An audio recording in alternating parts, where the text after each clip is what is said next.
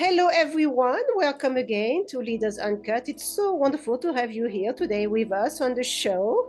And today it is my great pleasure to have with us Gail Gannon, who is the founder of Ensanté.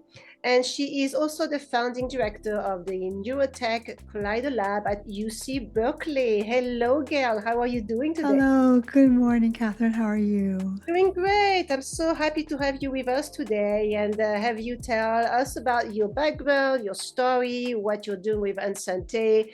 I know you have a lot going on in your life because, of course, UC Berkeley is keeping you busy as well, right? So, if you A could little busy, more than tell expected, yes. I know. So if you could give us a little bit of a background on yourself and again what you're doing with your initiatives, what's your vision, what is your space in this beautiful world of ours? Thank you very much for asking.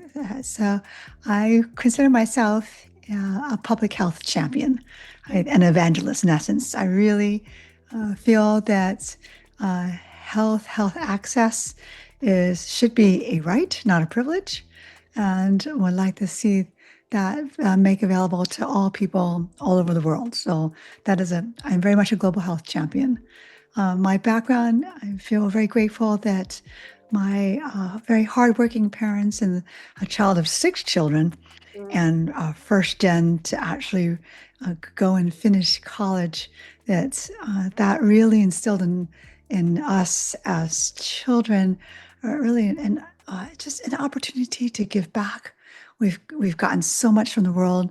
We got so much from our parents who really put us in a better place. And I since have lost my parents last year. It was Mm. really hard, and at the same time, they had a good life. They worked very hard for us, and I hope I can just pass a legacy on. So with that, I've for a long time I've committed myself to working in the health space, both in healthcare, health tech, as well as global health. And that's where I sit now.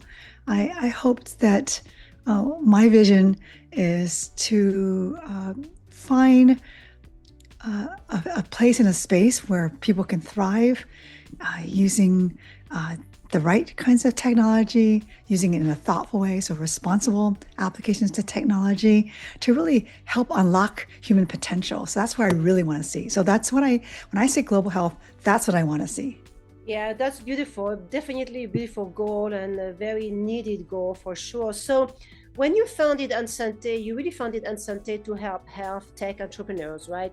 Yes. Get out of the lab and into the world.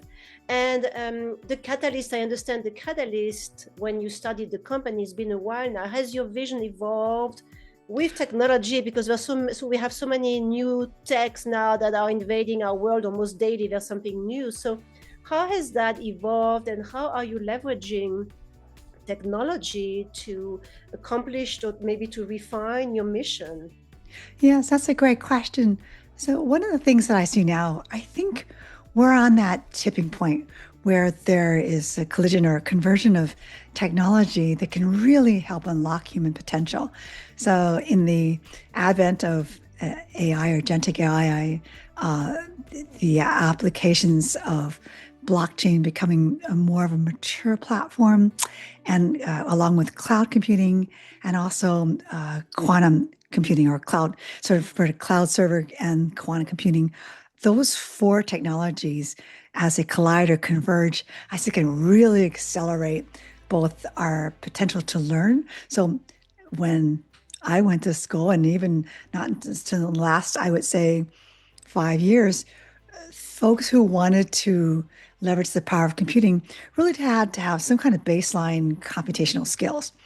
You don't have to have that anymore, right? You can now develop different kinds of applications without learning how to code. That's an example. I am super excited about how one might leverage the distributive ledger, sort of proof of work, as a way to securitize and distribute information and data in a way that's confidential and at the same time timely. So, from a healthcare provider's perspective, one of the things I see that can be very what's the word, can really accelerate our potential to respond to people's health needs is to have information that is valid, real, timely, and really meets our needs in order to facilitate decision-making process. And really, in essence, sort of co-care, right? So that it helps, and I hate the word patients, helps the individual who's seeking care to be able to work with the healthcare providers and the healthcare systems in a way that they can feel as if the information is trusted, it's valid, it's representational, and it really speaks and resonates with my values and the way I see care best being fit, because that's blockchain. And then the power of quantum computing. Super excited about that. Oh, yeah. I think, and I don't know, right, that one of the challenges that we got caught in the age of computing, and again, really brought us very far, is the fact that a lot of our computational understanding, up until most recently, was very dichotomous in nature, right? Where it was either ones and zeros, either occurred or did not occur. Can you imagine, right, with the power of quantum computing, where there are different stages, different phase states, where things happen simultaneously, where things happen in ways that we can't even possibly imagine? And I think that very much is getting closer to what our physiology is like.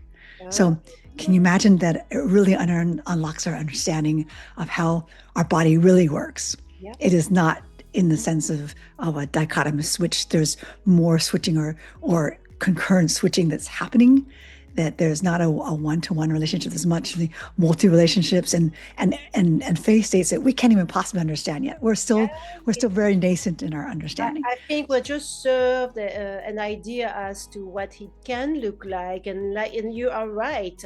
Entanglement, superposition, everything that quantum computing will allow to create and reinvent, because we are going to have to reinvent ourselves, understanding what those capacities are going to do in our lives and how they will impact medicine, science, and the everyday life that we're all going to be living. It's just beautiful and it's very exciting. I agree with you for sure. Yes. Absolutely. And can you imagine what that'll do to our level of understanding? It will really, our understanding will explode. We can't even imagine, right? And so, for example, I'm very excited. I know people are what's the word? Surprised. I'll give you an example. NVIDIA, right? They have had a strategy, a product roadmap that's been very, very deep in well beyond entertainment, but very much involved in the science and actually impacting how we understand and how we leverage data, information, and how that information can be translated into knowledge and then eventually into wisdom. So, talking about how that vision might explode, I see and I hope that we go well beyond the data knowledge economy, and that with the leveraging the collisions of various technologies in a responsible way, right? We move toward wisdom, right? What does wisdom economy look like? Right. That's where the beauty of unlocking our understandings and helping people to thrive and helping people to be able to participate in the world, regardless of their gifts and challenges.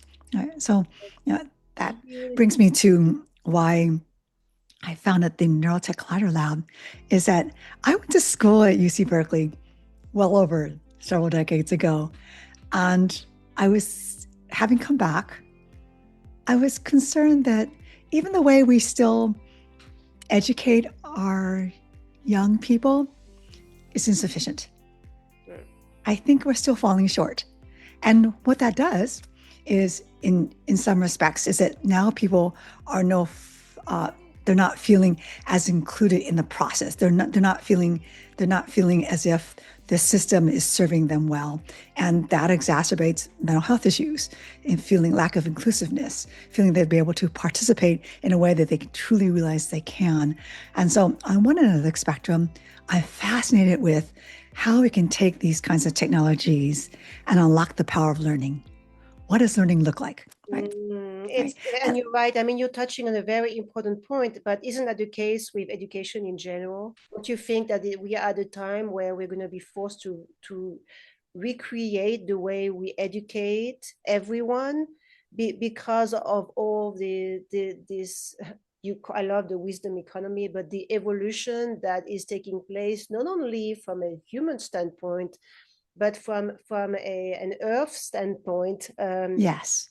The Earth is also evolving very quickly right now, and I think the level of consciousness that we have known is also being challenged, and we're going to be forced to elevate our understanding of that consciousness itself, right? Yes, absolutely. And you're right. And as we learn more about how plant life works, and people have really underestimated the ecosystems of plant life and how they communicate with each other, for example. Right. We're also learning now more about even how animals relate and how we fit in the ecosystem. So I'm hoping that we'll be, to your point, humbled by the fact that we're just one aspect in a broader, more intricate ecosystem, a more delicate and at the same time resilient ecosystem, and understand the enormity of our responsibility to have the autonomy and agency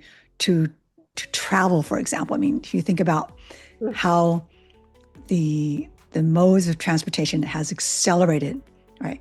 Our ability to experience the world that we could never have done, to be able to now transfer knowledge and skills and technology in a way that we've never done, just from the mere fact of being able to go from ground travel to air travel, right? And cross seas, and to do this in an accelerated pace that our grandparents could have never imagined. Right? There's an enormity of responsibility around that. And at the same time, it impacts our health and well-being, as well as the relationship of that technology and how we use it. I wouldn't say leverage it yet, but how we use it, right? And the responsibility that we should take in its application, and all the other implications around its impact on the environment, both here and abroad. We don't know that yet. We can't even imagine it. We're starting to get just a glimpse of it in terms of looking at, for example, space tech and how that's affecting the whole planetary ecosystem. We're still learning that. We're still learning a lot. Yes. So, I mean, it's fascinating, of course, when we speak about all of this, but can you explain exactly the people that you're helping? I mean, the name Ensanté in itself is very evocative, right? So, thank you. It's made up, so right? Maybe if you can explain what this means, what really it means to you in a deep sense, because it's also both strategic, but very hands-on, right? Thank you. Yes. Very much so. Thank you for asking. So, as you know, Ensanté is a made-up word, means right to health, a health, right? And it was sort of my homage to à votre santé. So, to your health, right? So when you say, "I'm wishing you well," I'm wishing you health. Okay. What does that really mean, right? What does that mean? And it has changed over the centuries, and so that was my play on words. Why I chose that name was because in my early work in the public health sector, often those who don't have the privilege of having access, who are unable to have say-so in how the world is affecting their lives, they don't have the power, they're the vulnerable populations, right? They're the ones that experience. They're the ones that are most sensitive and experienced to the environment around them, right? They need people like us. They need people. We have privilege. We have the ability to not have to worry about when we wake up in the morning. Is there safe shelter over our head? Right. Do we have safe drinking water? Do we have enough food on the table? Do we have the ability to the self-determination, self-agency to make some decisions in our life about who we choose to interact with, who are sometimes, if we're very lucky, how we choose to work, how we choose to manifest, how we earn our income, the friends and family we associate with, all that impacts our health. I mean, if anything that we learned from over the years, right, it's not just medicine. Medicine is just a small portion of what impacts our health, but it's our everyday environment. It's the people we choose, we have the privilege of interacting with, such as yourself, right? This is a gift. Being able to interact with you and having you be so generous to allow me to tell a small portion of my story of where we hope to be able to impact people's lives is a gift. Thank you. No. And so with that said, what Ensanté and our team hopes to do is help aspiring entrepreneurs, not just here in the U.S., but actually particularly in countries are outside of the U.S. who have had the amazing vision in areas where there's constrained resources, constrained innovation to still want to create, right? They have more impediments than we can possibly imagine here, and they still want to create. They still want to tell their story. So our team has the opportunity, the privilege to serve them, to help them tell their story, to help them convey what they believe is an interesting solution that can solve big problems, solve global problems, and to solve them in a responsible way. So that's our mission. Okay. And we hope we've done well by them. We have been serving entrepreneurs now, so back since the early 2000s. We initially started in health tech and biotechnology, but have since grown our practice focusing on ag tech, sustainable technology, responsible technology. And that is really on our umbrella. Responsible technology, while it's a very nice phrase, I've always thought that that's something that we had tended to do very early in our lives, regardless of that particular coin phrase. And so we continue to want to forward entrepreneurs and help them advance their invention to actually go from invention to innovation, right? To really be able to deploy that in markets in a responsible way where there's high unmet need.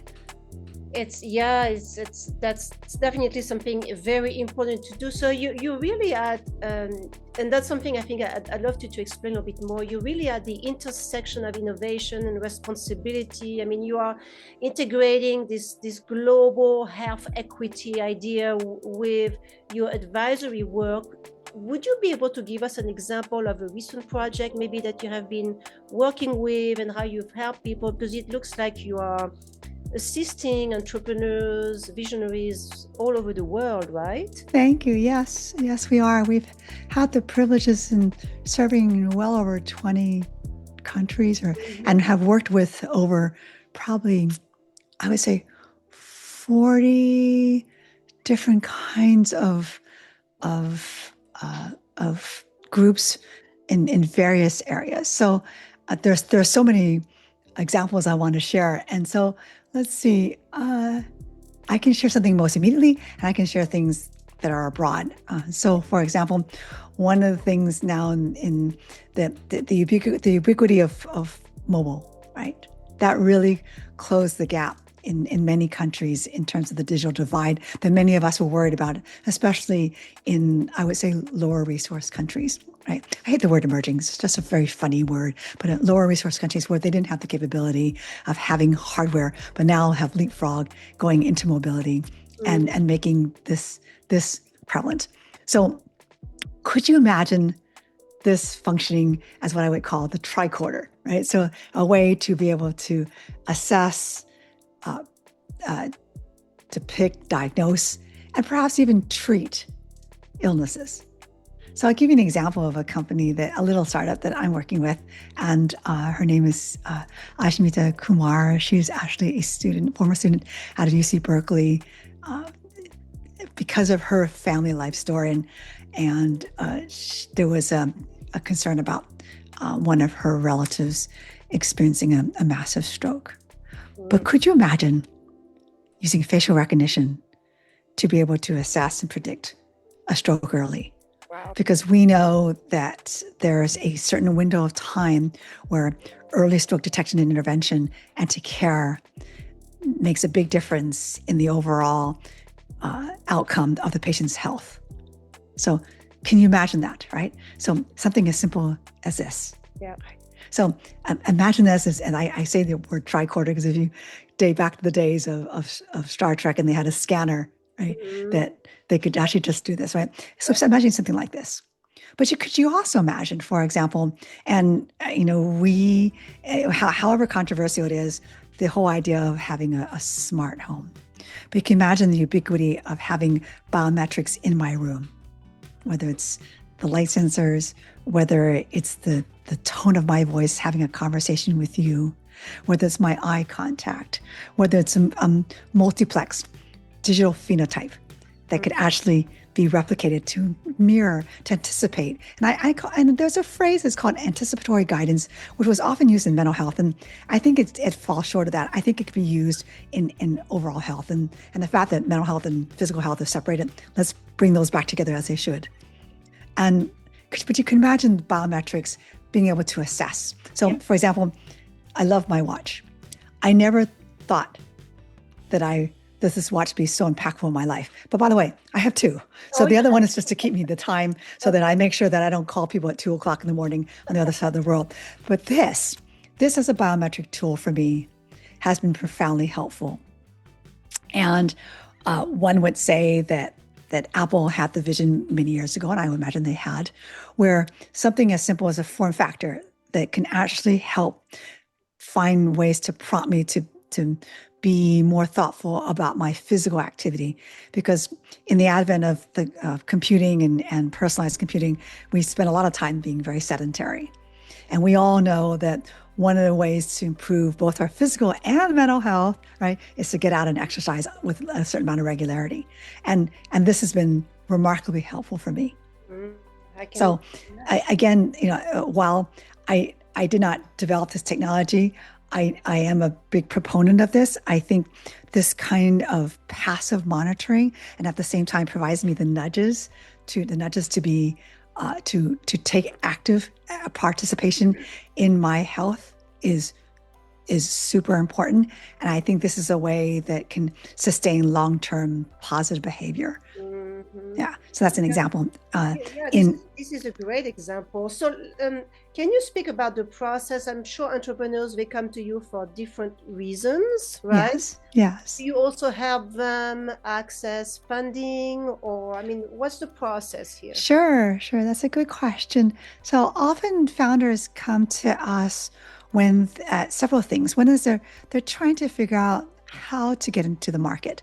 Yeah. Many of the founders are particularly interested in the U.S. market because it's specifically the largest market, right, and the hardest market to get into, especially when you're focusing on health technology, biotechnology, highly regulated market, the most regulated market in the world, and the largest market. Yeah. So in some sense, it is the holy grail. And often entrepreneurs come to us with an idea, maybe some early feedback where they have gotten some sense of the market in their country, and they're looking for guidance from us to help them determine how they can develop a technology or solution here that will fit in the US market. And so we facilitate both their access to key opinion leaders, to perhaps even get them involved in giving talks at conferences where they can interact with people, increase their network, also to understand the science better, to understand the regulatory pathway that they might have to looking at intellectual property, and yes, often to help prepare them to be able to pitch to prospective both founders I would say earlier stage angels and maybe all the way up to corporate venture capitalists. But often our job and our mission is that we would like to walk alongside these entrepreneurs and really help guide them in a responsible way so that they can develop a solution that is meaningful, that is impactful, and that there's a thoughtful process to that. Got it. Got it. I mean, you've mentored founders at Stanford, UCSF, Berkeley, right? And Thousands, thousands. thousands. You've also worked with Microsoft, I believe. Have you? Yes, we have done that as well. And Yeah. we've worked with some of the other large Fortune 50, whether it's United Healthcare, Optum Health, some of the major medical centers, as well as working with some governmental agencies. Yeah. We've had the privileges of providing programs with for USAID, Right.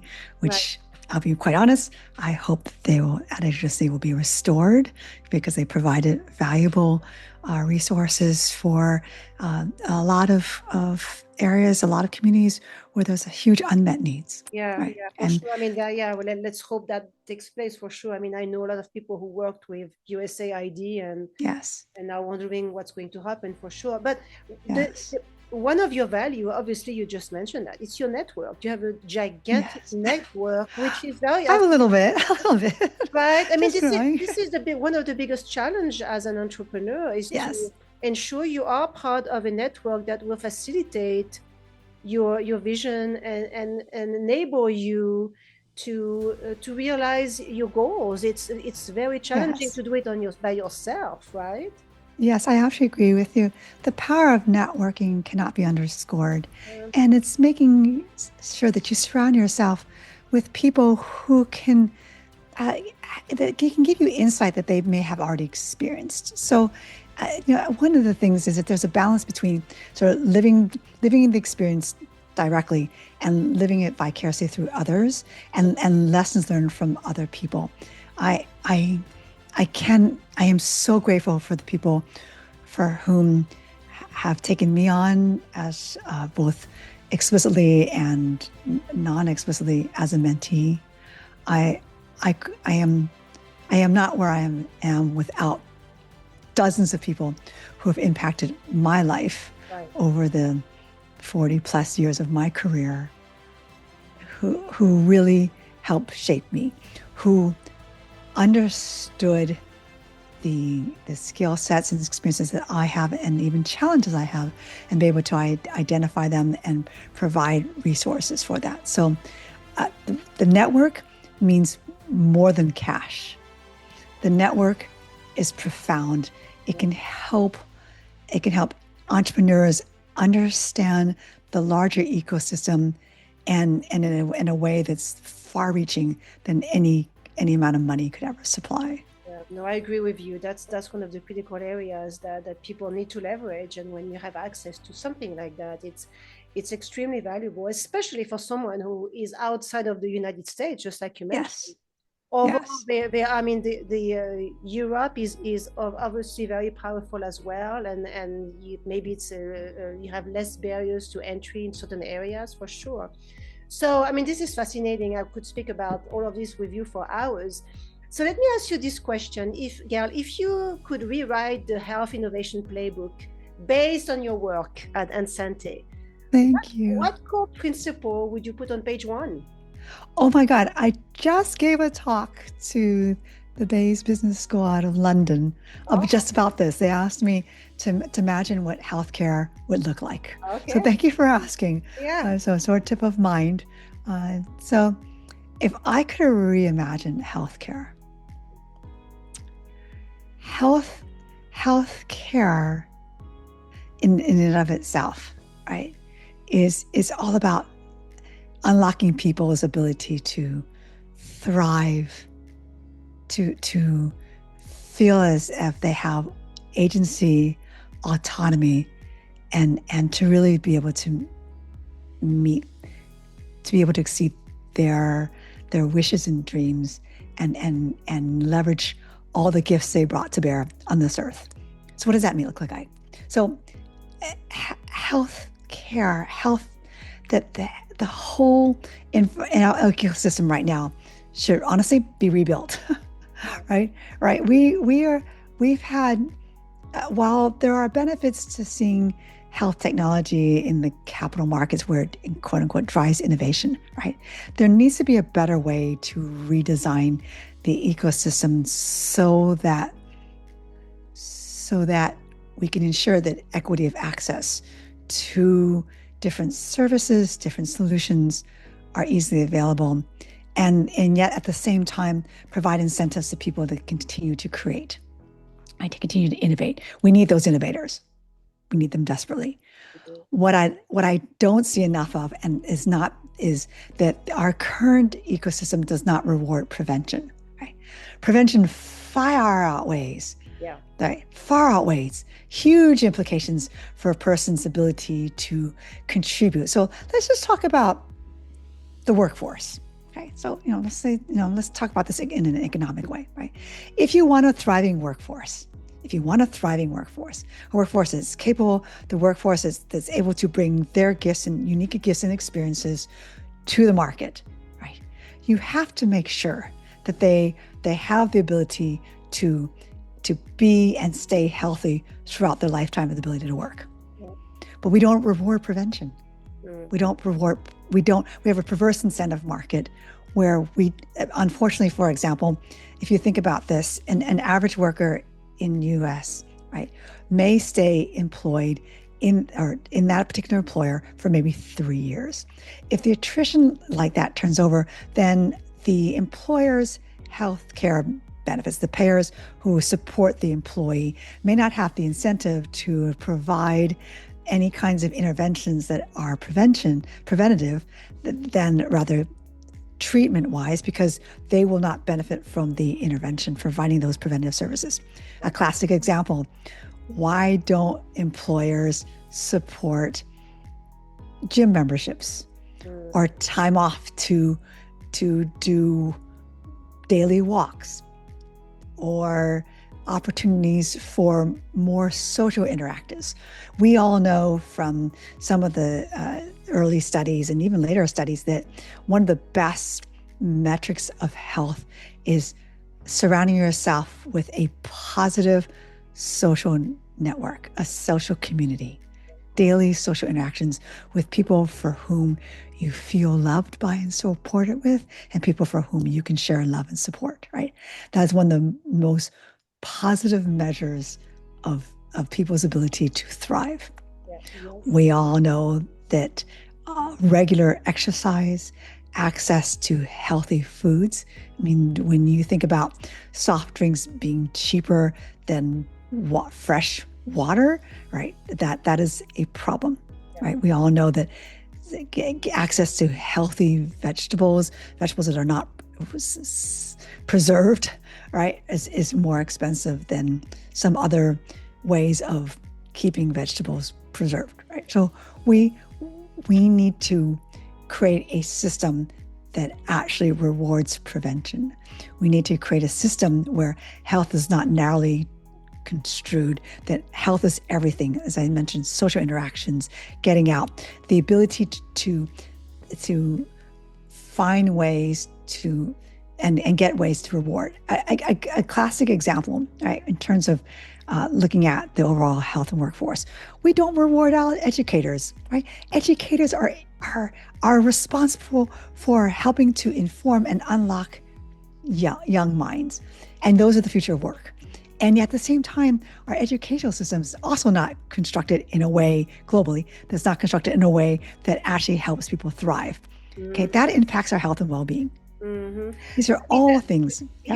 You're right, Gail, but don't you think that a lot of all of this, which is critical that we see evolve, is prevented from happening by 100 gigantic elephants in the room that are making too much money from people's not being healthy? Yes, because again, there's perverse incentives there. If you think about the days when we had tobacco tax, we should have food tax. Yeah. Maybe that's one way. And while that might be a deterrent for people to buy certain things, at the same time, there should be I go back to my point about responsible technology. I think that these large conglomerates should be held accountable for the kinds of products they make and in market. I think there should be a levy against those products. And at the same time, there is a certain amount of personal accountability. We cannot create a punitive system for individuals where there are food deserts. Yeah. That's not okay, right? And we know that, for example, if you go to certain large market chains, national markets, that the food in certain areas where there are lower resource communities, even the fresh produce is not as fresh as some of the more affluent markets, right? Why is that okay? Yeah. Right? Why is that okay? Right? So yes, there's a lot, needs to be accountability on the production side as well as on the individual side, to the extent that we can ensure that the individuals do have real choices, not forced choices. Yeah, right? I mean, it's a huge task, and we need people like you to participate in that task. And I think it's good to have that awareness. And I'm sure a lot of people are developing that awareness that things need to change.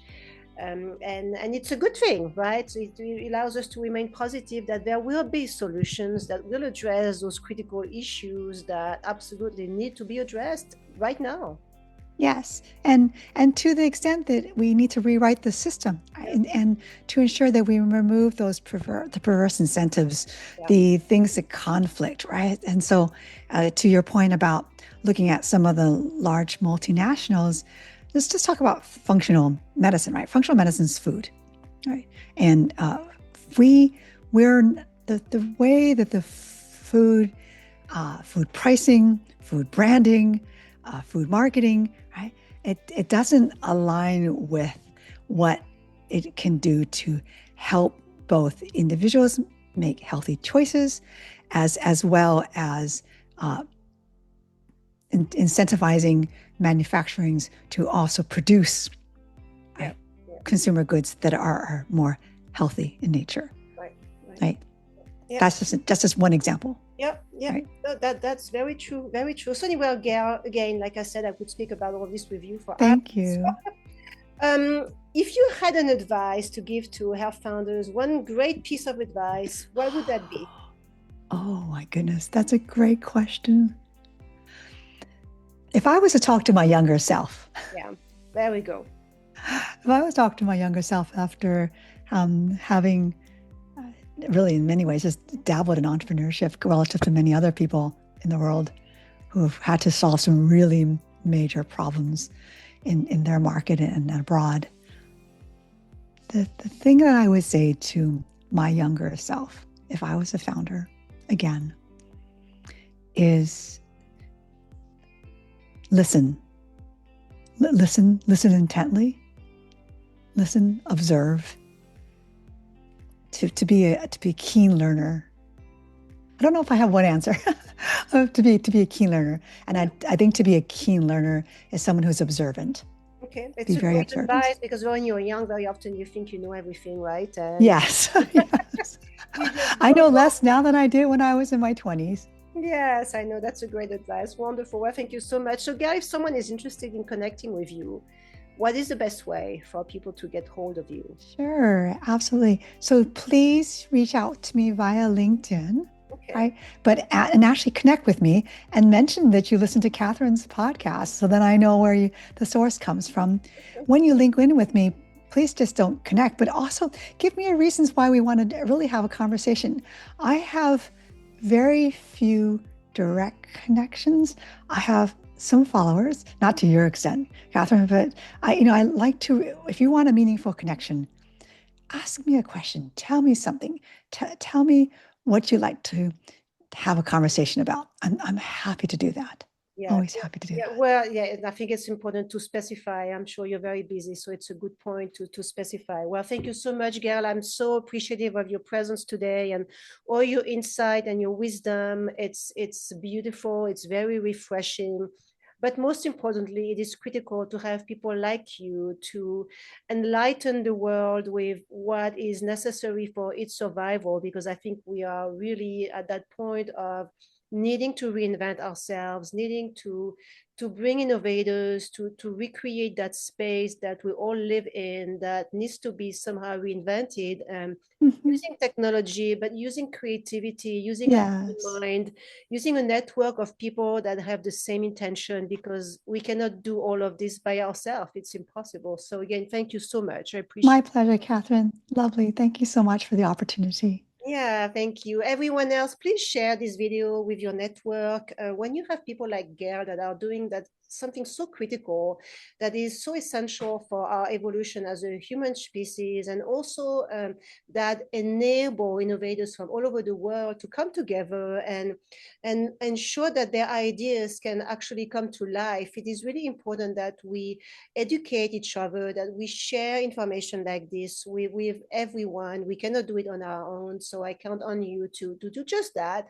Share this video, also subscribe to this channel. That would help us continue what we are doing. And I thank you all for listening, for being part of this network, for being part of my world. I am very grateful and appreciative. And we will see you next time.